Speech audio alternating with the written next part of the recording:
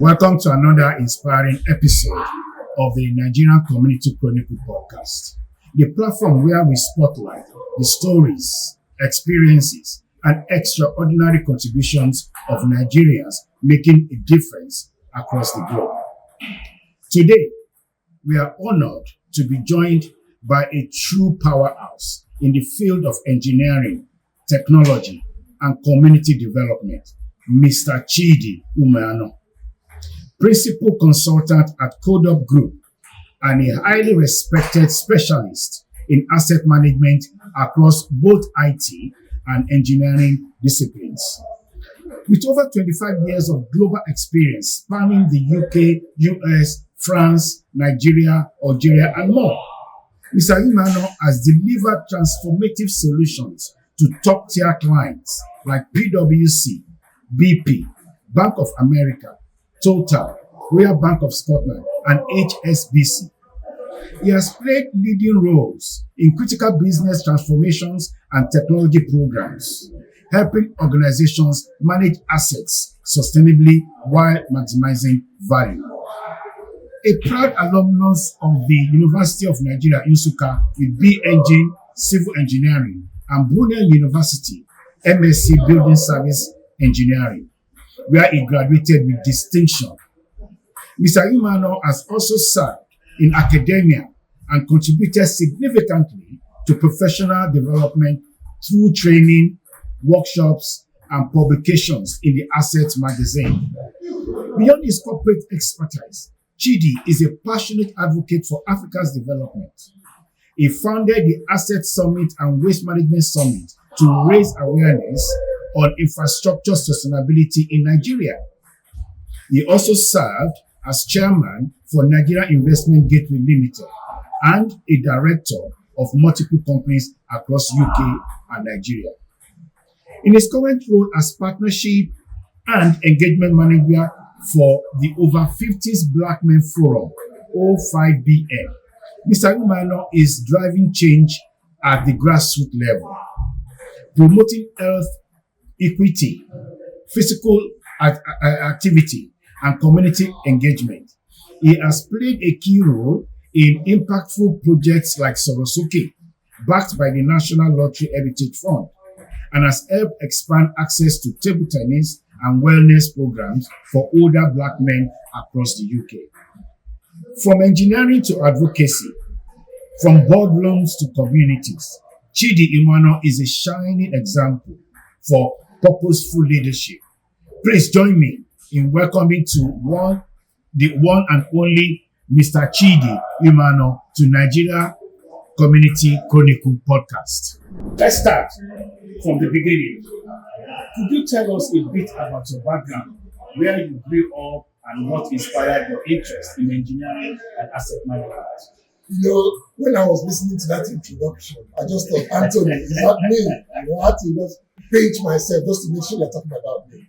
Well, first of all, it's a pleasure. Fantastic work you're doing here. And it's a pleasure to be here. My background, I actually grew up in a little town called Enugu in the eastern part of Nigeria, what used to be called Biafra at the time. I did my primary education, my secondary education in the East, as well as my first degree, tertiary education in University of Nigeria, Nsukka, where I graduated from civil engineering. Why engineering? So my dad was an engineer, civil engineer. And like those days, those parents, they want their first child to be like them. So I was coerced into civil engineering. And I went and did my youth service. Interestingly, I served in Ede, and my service was meant to be University of Ife. Okay. Now I had to come back, and the reason I had to come back to the East was a year before I graduated. I was speaking to my dad, and I said, "Daddy, I need to go back to school to get, I need some money." And this was 1989, 27th of March, Easter Monday. And he said to me that, okay, no problem, that he's coming back. I haven't seen him since then. So he actually went to site and dropped dead. Yeah, he was 49 years old at the time. So, so just because of him, I said, you know what, I have to finish this engineering just for him. And, we had all the plans. He ran his own engineering company. And the plan was, like all parents, they wanted their child to take over their business. But, so that's my journey into engineering. And because of that, I left, Nigeria, and I came to the UK to Brunel University to do my master's in building services engineering. And I did so well. I don't know how I did it because my first job I was assigned to go and sit with some PhD students because they thought I was so smart. And I just realized I just didn't know anything. I had used the way of reading in Nigeria to come and study in the UK, just cram everything and pour out everything in the exam. That's what I did, and I got a distinction, first distinction. Wow. But you know what? I knew nothing, and I say it tomorrow because when I got that job, I just realized this is just not for me. And so that's my journey in terms of how I got into engineering. You studied at two great institutions, UNN and Brunel University. What was your experience like in both Nigeria and UK education system? So how did those years shape you? I mean, the difference, and I have to be very careful in case my vice chancellor at UNN is watching this. But the experience at UNN, absolutely fantastic. I enjoyed every moment of it. Made fantastic friends for life, no doubt about it. Because at that young age, when you make a friend, it's a real friend that you have interests together. In terms of the experience of the university, great. Now, socially, awesome. Psychologically, great. Now, academically, very interesting. Because I did engineering for 5 years, and I did not know this at the time. It was only when I came out, I realized that I did a course in computer, and I never saw a computer. So that takes me to the experience in Brunel University. And I come into Brunel University, they give me a paper, and they say, this is your email and your password. And I thought, what is email? No clue, And they showed me to a box. So what's that? So that's a computer. So here I'm here to do my master's. I have no idea what an email is. And it was a big, so it's night and day in terms of infrastructure between the two universities. But, I'm not going to trade anything from the experience I got at University of Nigeria. Well done. Well, also, you've worked with global giants like, PwC, HSBC, and the Bank of America. What's been some of the most defining moments in your career while managing assets transformation such as that level? So when I went to do some work as a consultant in Poland, in Warsaw, for Sheraton, I went to set up a new hotel for them. And that was when I kind of began to delve into technology. And one of my roles was actually to set up the IT system to manage their engineering assets. So, from their chillers, air conditioning units and all that. So that was my first experience of working with software. Now, when I came back so that was in 1996, I came back, I worked with a consulting firm in Cumbria, and then I got the job with the PwC as a consultant to actually look at all their assets. And this was before if you remember, the Millennium 2000. So part of my role was to make sure that all their assets were compliant with 2K, if you remember the 2K. So I was going around from Aberdeen, all the way to Aberdeen, down to all the way to Southampton. I think I went to about 54 of PwC offices. Then it used to be called Coopers and Library when I joined in 1998. By the time I left in 2001, they had merged with Price Waterhouse. So it became PwC, Price Waterhouse Coopers. So that was my journey. And then when I left there, I went to actually set up a CODUB in 2002, which focusing on managing engineering assets. And within CODUB, we went to work with HSBC, Deutsche Bank, Bank of America.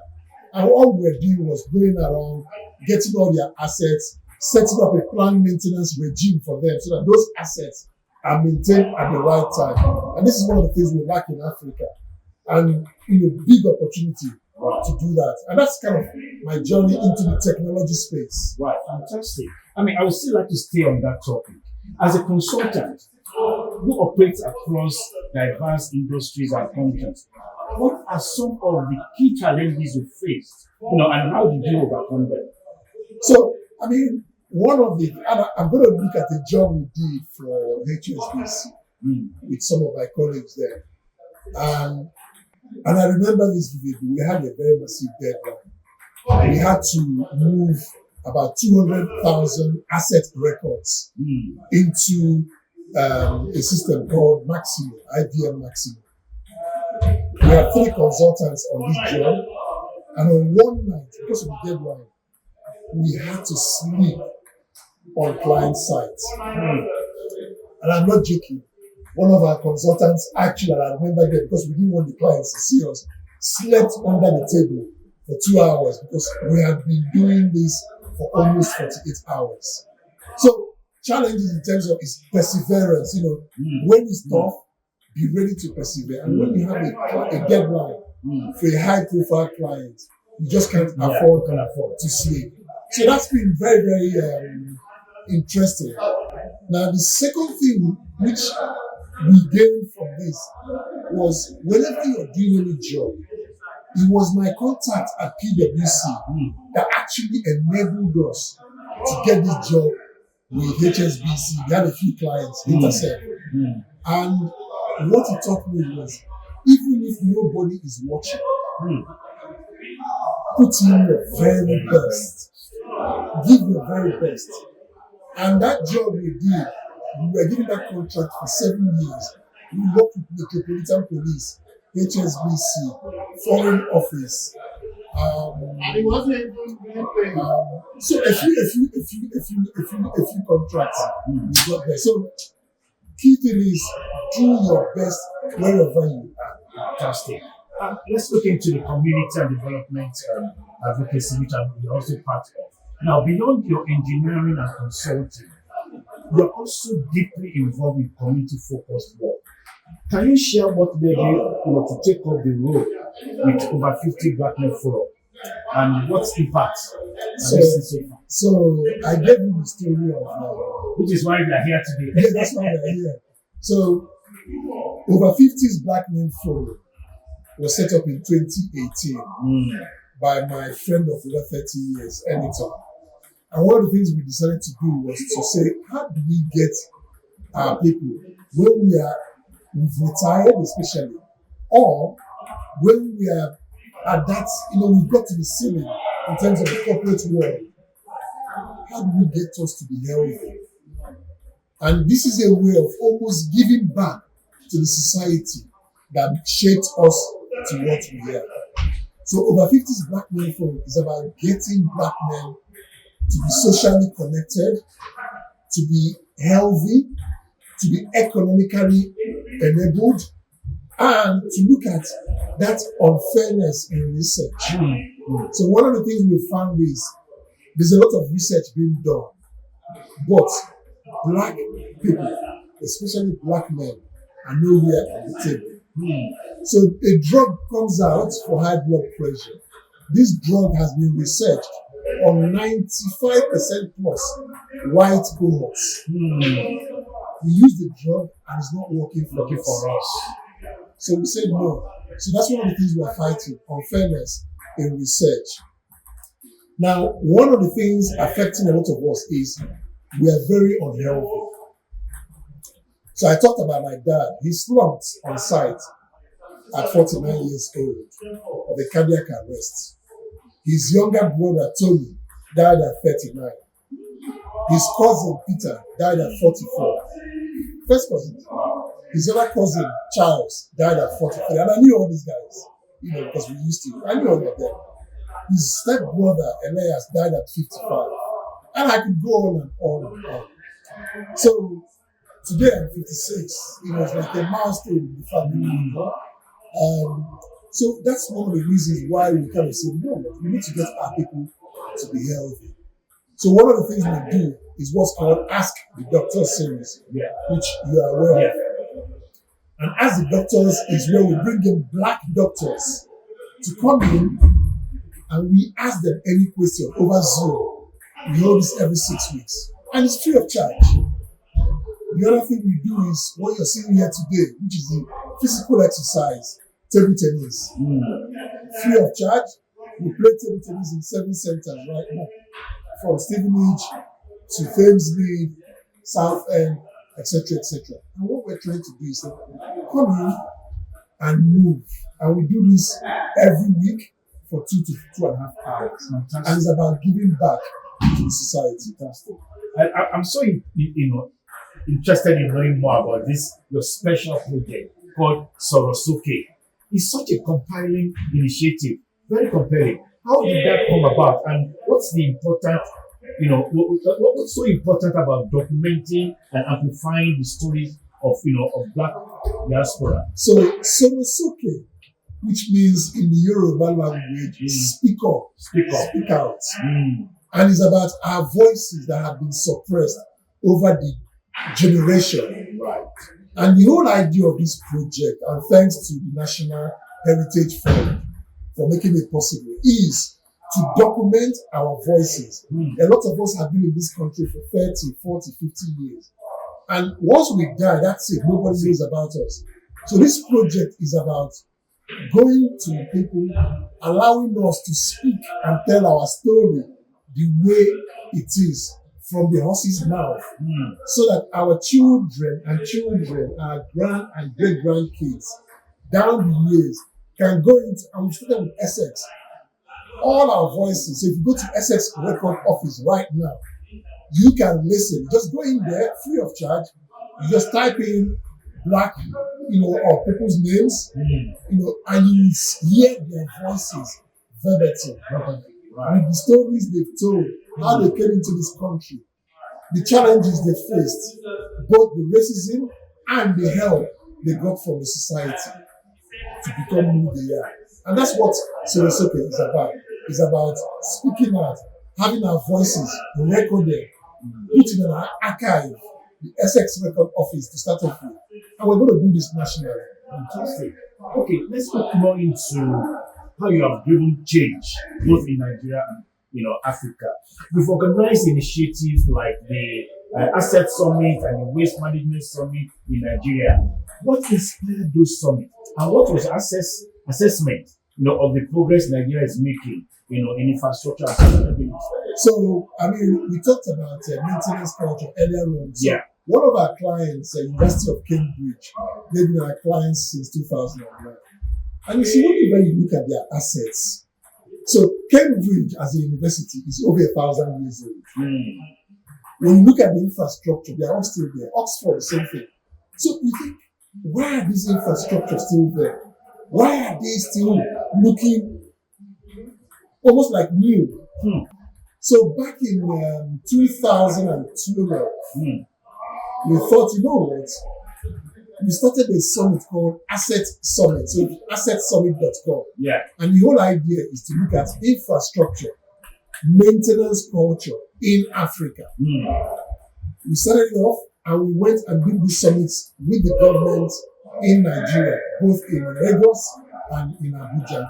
And the whole idea is to begin to address the decay of our infrastructure, to ensure that we don't keep buying new things. Rather, we look at what we have, maintain them, save money on that money to buy new things, and give them an increase in lifespan.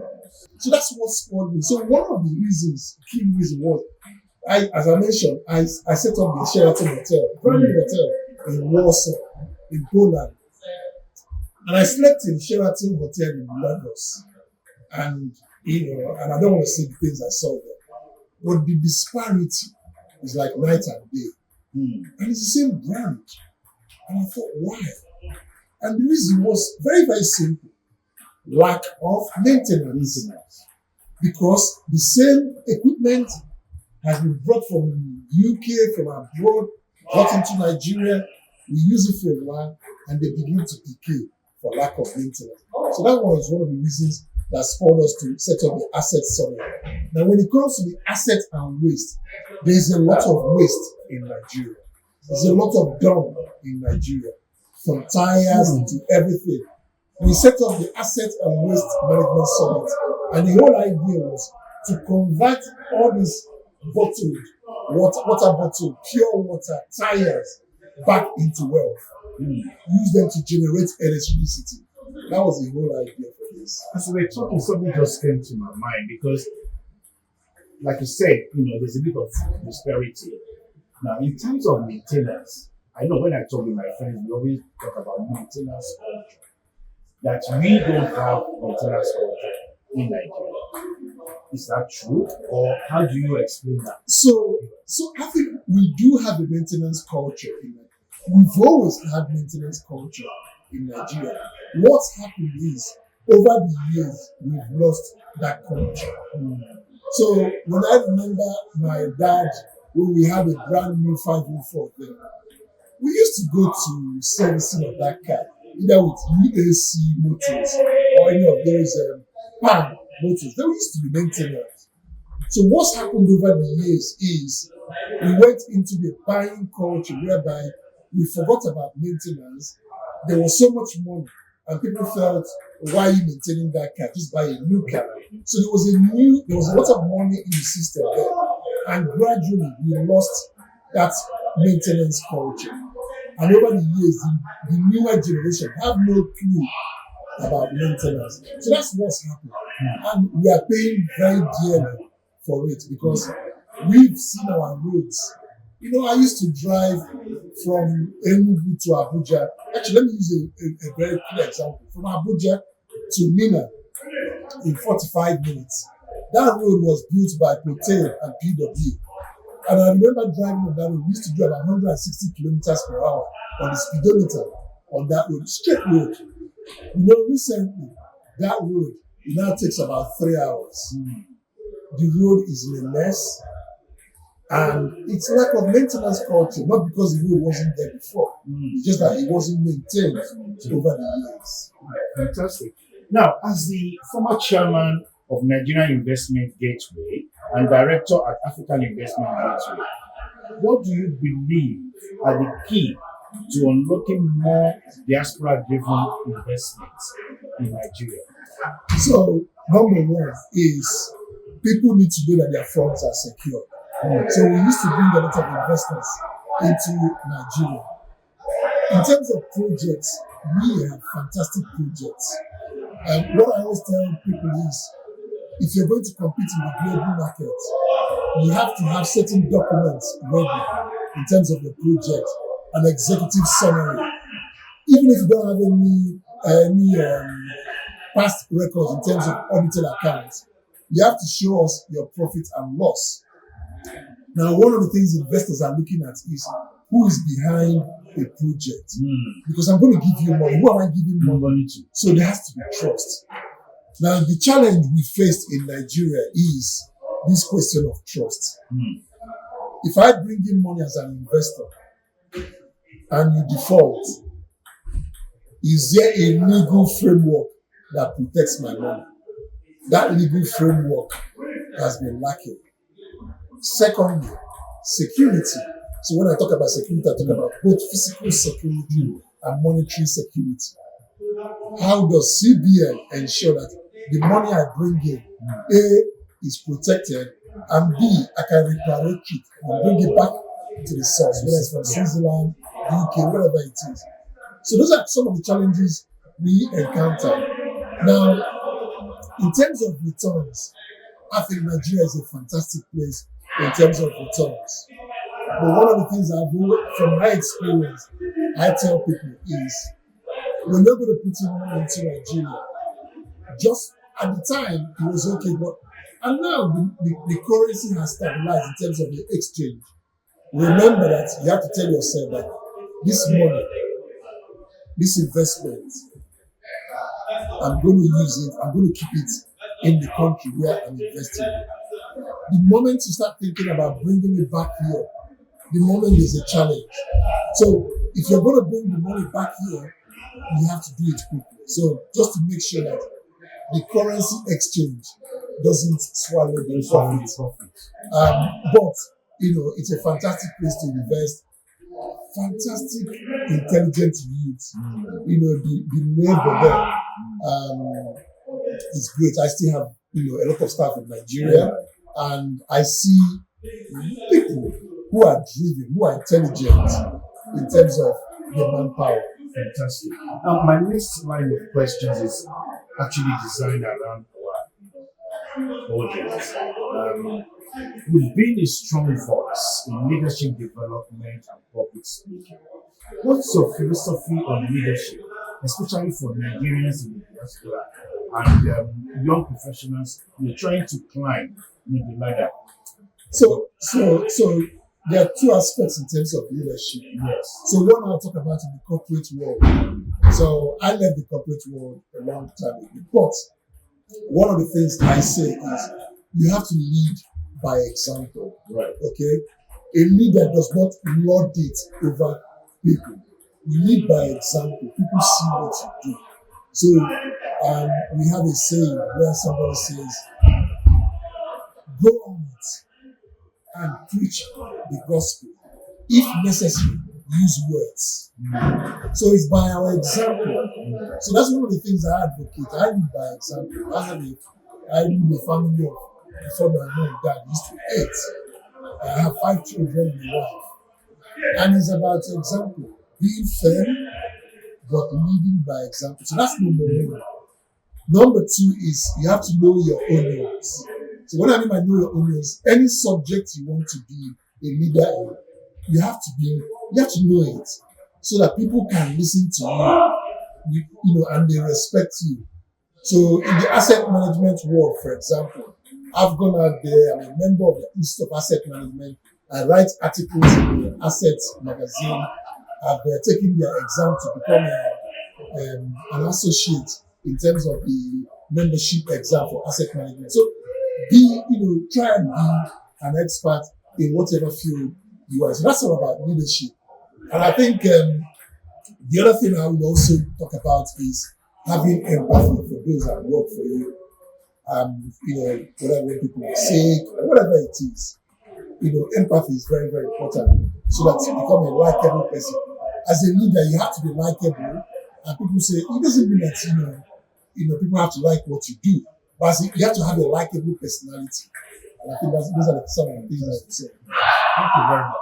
So that will resonate with our young diasporans. Now you've been a marker, a mentor, a speaker, and even a trainer. How important is continuous learning to you, and how do you personally stay updated in such a fast, evolving industry? Especially technology. I remember, and I need to share this with some of the audience, especially when people are looking for work. And I remember in 1997, I think it was, I saw an advert for a job. I was looking for a job, and they were looking for programmers, engineering programmers. And I wrote then you write your letter, type it and post it. And I wrote to them and I said, I don't have any experience of programming. I've never done programming. But I'm interested in programming. And I'm a quick learner. And I was called for an interview. And I actually got the job with the company to actually learn SQL. That was my first time of learning SQL. Yes. And I went and learned SQL. And I started writing programming. And I started learning self-taught. Oracle, then it was Oracle 8 or 7. And I started going into database. And I started learning. There was no YouTube. So I bought an Oracle book, and I will learn, and I will go, and I will install a database. I started learning Access database. All self-taught. I didn't go to anything. So one of the things I would tell people is I'm constantly always learning. So, for example, today, There's nobody that can challenge me on AI. I mean, I use AI every single day. In terms of ChatGPT, what it can do. It's amazing what's out there. So continuous learning. Now we have YouTube, we have Coursera, we have Udemy, LinkedIn. Free courses are out there. There's no reason for people to lack knowledge. And when the kids ask me something, I say Google is your friend. And that's what I tell them. I say Google is your friend. So is your friend. Go there and ask them. So I call Google Mr. Know Everything. Mr. Know But when AI came, I said, oh. And what Google, they've come up with Gemini. You have, the wealth of knowledge out there is amazing. Right. Fantastic. You know what? Many of our viewers on NCCP are Nigerians, navigating career transitions or considering giving back to Nigeria in meaningful ways, no doubt. What advice would you give them about balancing a successful international career with impact back home? So, this is very important because there's no need of making money if you don't make an impact. And you know what? I encourage everybody listening.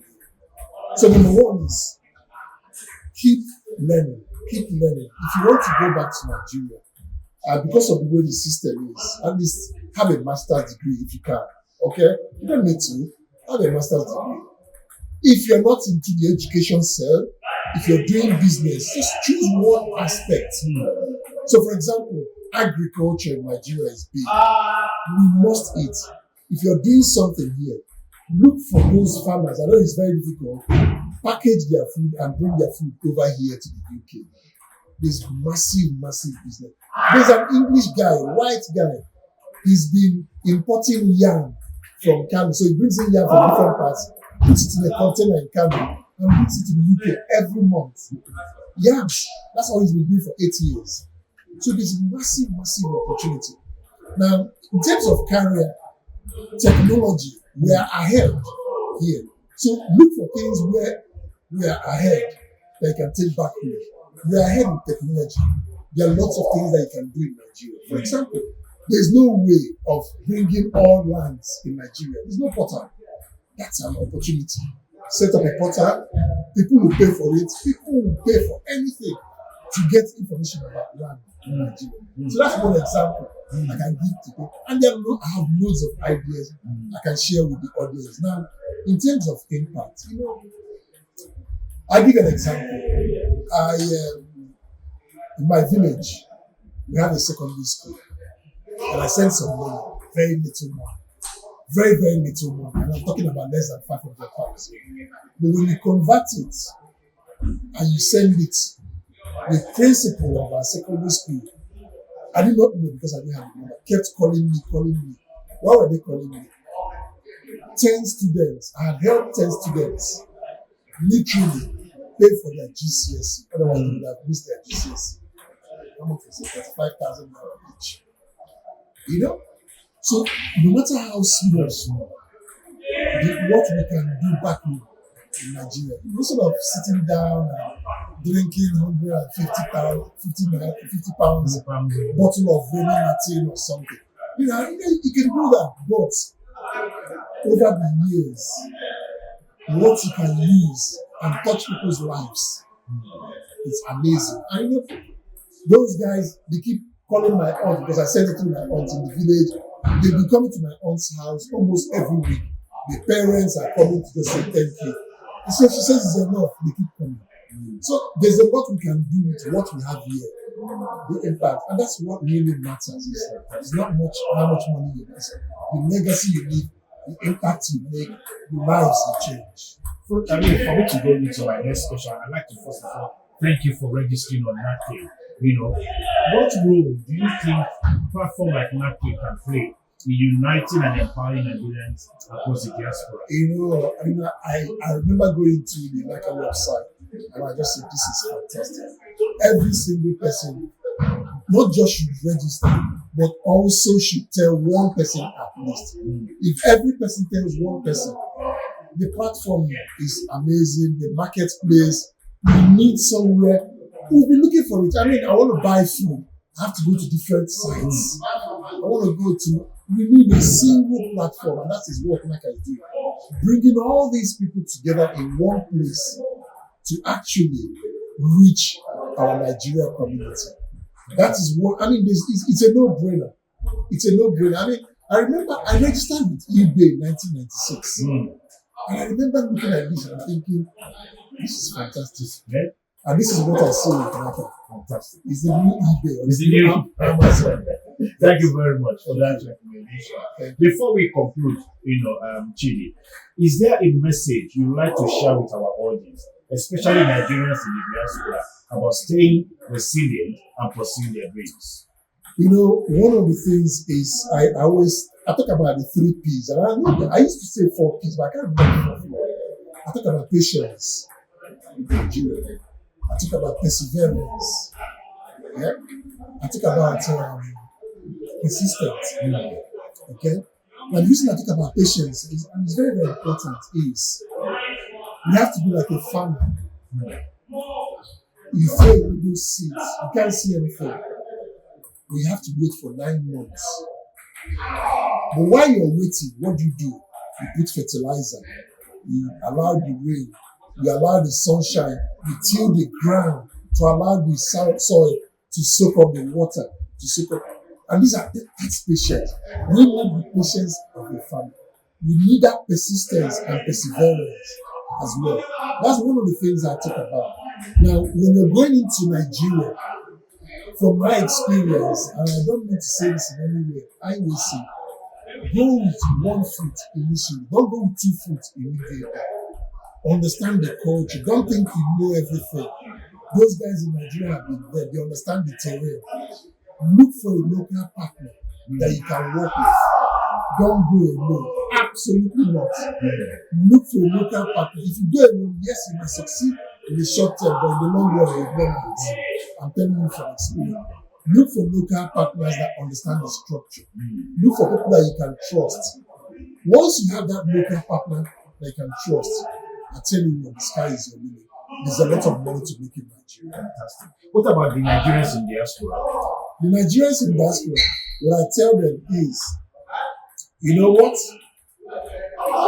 We have a lot of skills.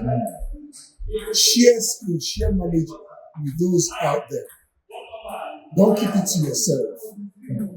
Share knowledge. It's about sharing knowledge. And that's our principle, even within CODUB. We call it, you talk, we listen, we share. That's our motto. You talk as a client, we listen, we share. And I encourage people in diaspora, don't keep knowledge to yourself. It's when you share knowledge. We're doing something as over 50s black men with Department for Work and Pension. How did we get here? We have done 4 different pilots to get over 50s black men back to work. Not just black men, but over 50s back to work. We did a pilot in housing, Hillingdale, Croydon, and Hounsville, and Grace. And they saw what we were doing, and they said, you know what? We need you guys to come and work with us.